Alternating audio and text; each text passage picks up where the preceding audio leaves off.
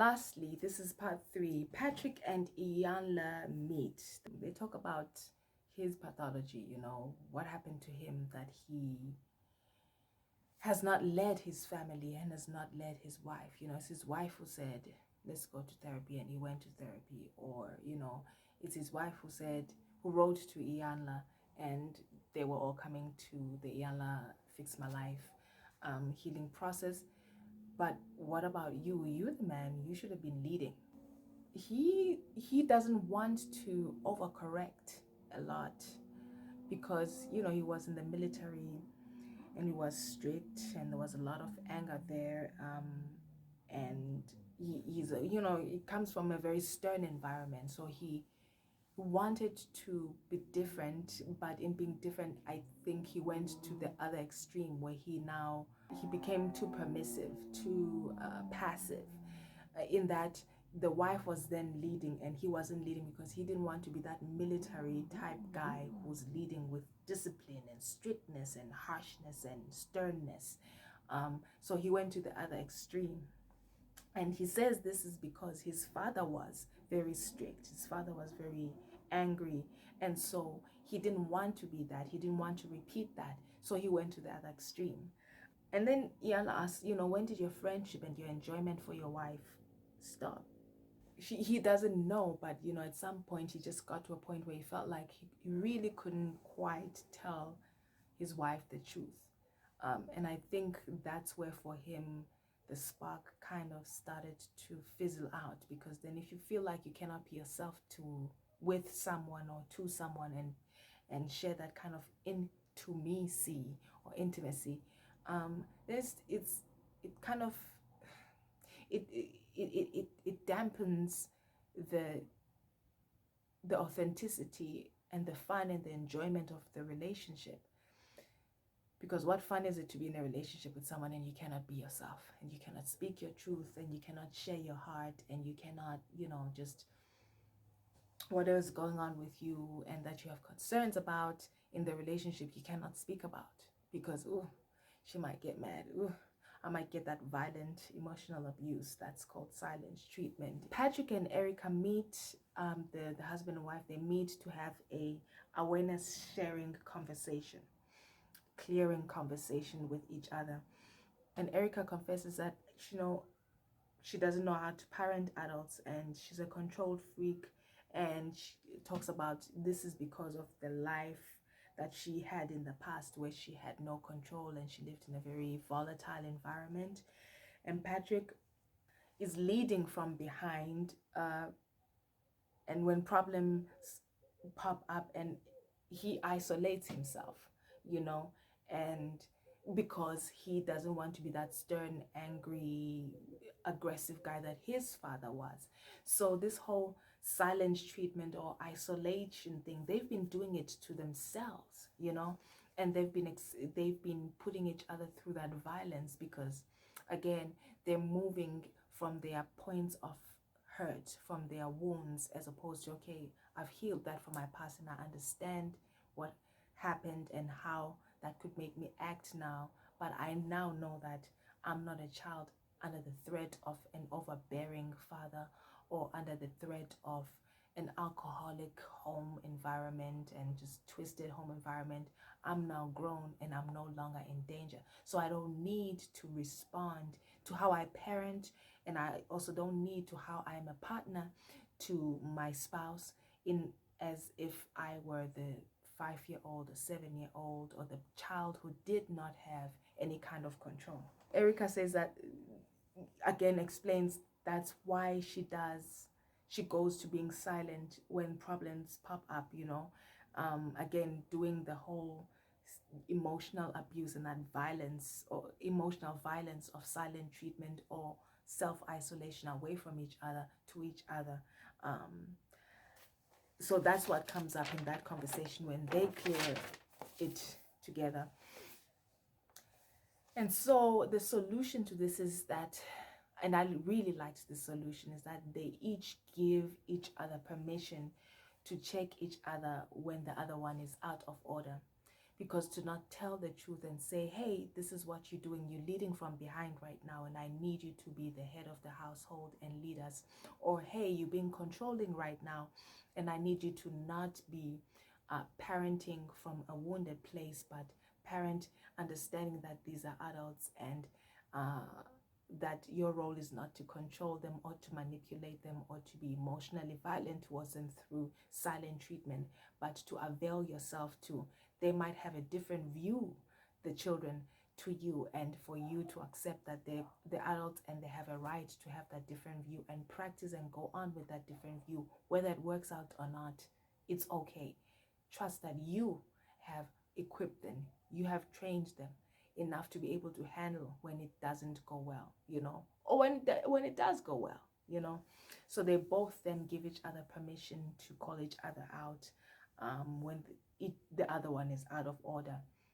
And that's very important in these clearing conversations, that permission is given, so that when you're now in that moment and you're giving someone permission, they don't say or go deeper into isolation or deeper into a silent treatment from 2 days to a week. You can say, you see what you're doing? You're now going into 2 weeks of silent treatment, and I'm calling you out. You're out of order. Come out from acting like you are a young girl in danger and actually speak to me about what is bothering you.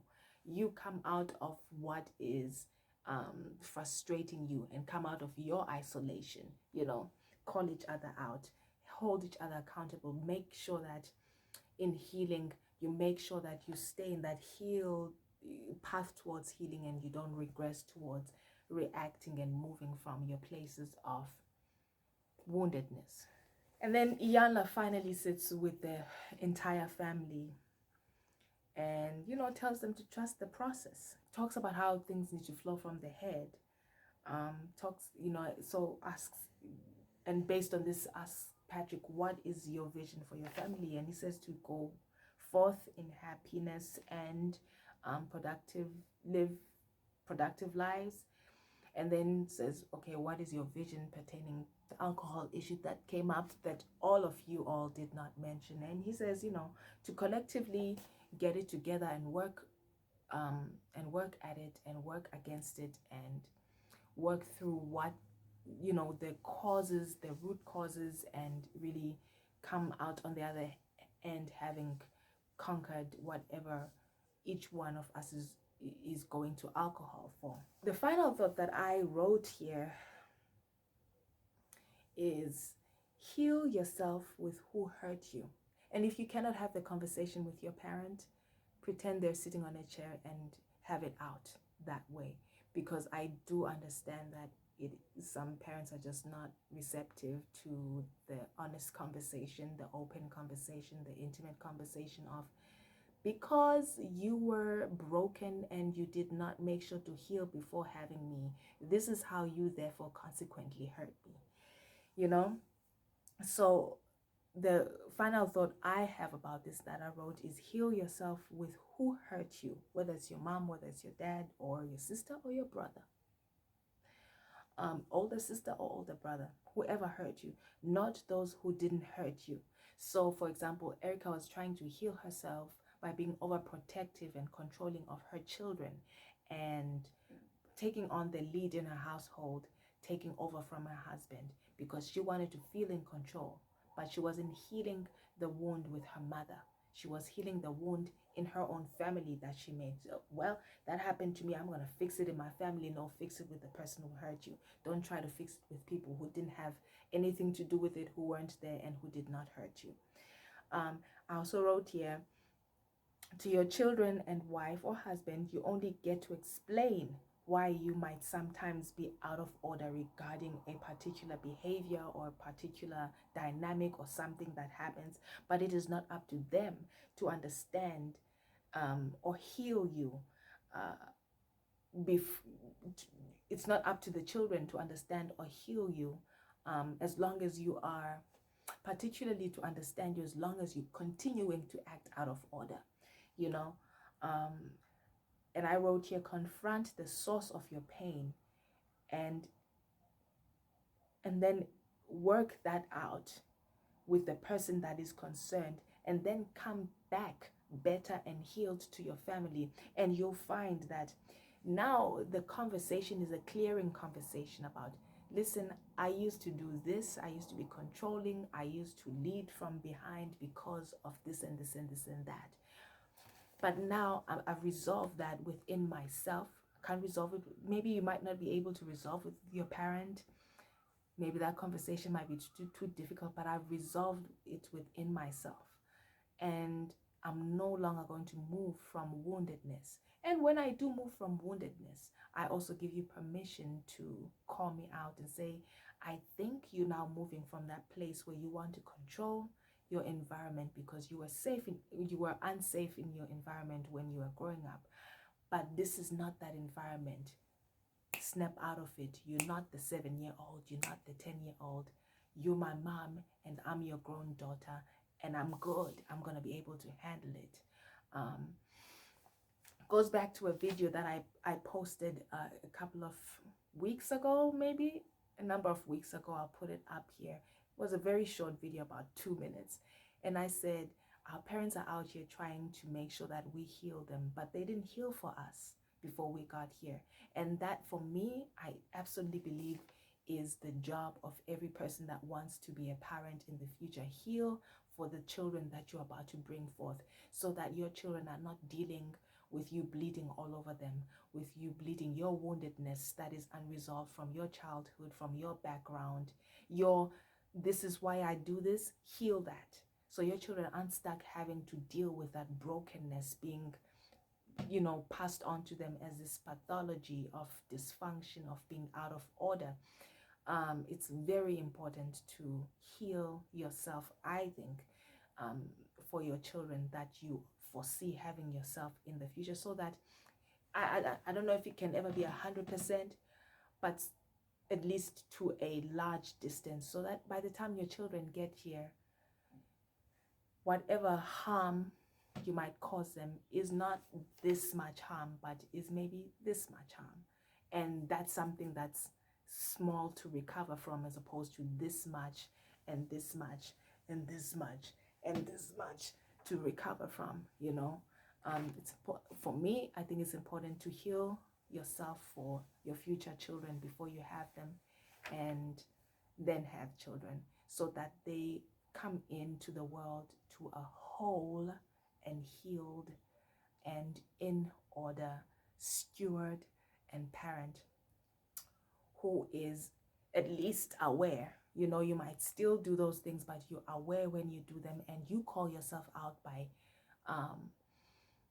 confessing that to your children when it happens, when you do it, and you apologize and acknowledge that you've made a misstep in that moment, and you apologize and you take it back, and then move on from that. You can only correct as you go.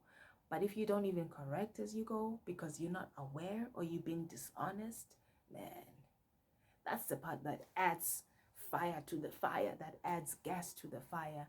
It's very important to at least know what your triggers are, what your wounds are, what your stuff is, and be aware of it, and call yourself out when you begin to move from that place and say, oh wait, we're not there when I was 7 years old. I'm so sorry. I'm out of order right now. I'm parenting as a 7-year-old. I'm not parenting as a 49 or 51-year-old, and I'm not parenting you as a 32-year-old. You're grown. You make your decisions, and you're going to be safe in your environment. And I believe that is it. Thank you for tuning in. I will see you again next week. I think next week might be the final episode. It might be the final episode, but it's been so much fun reviewing. I'm so sad I couldn't review last week. I tried and tried and tried during the week, but I was just like, I'll be doing too much. And I was not emotionally available to sit and actually do that particular video of season 8, episode 4. I was just not available emotionally. I was moving. But I hope you enjoyed this. Please comment down below and check in the comment section. The pinned comment at the top will lead you to the other parts of this series, as well as in the description box. I will put them there as well. I will see you again next time. Bye.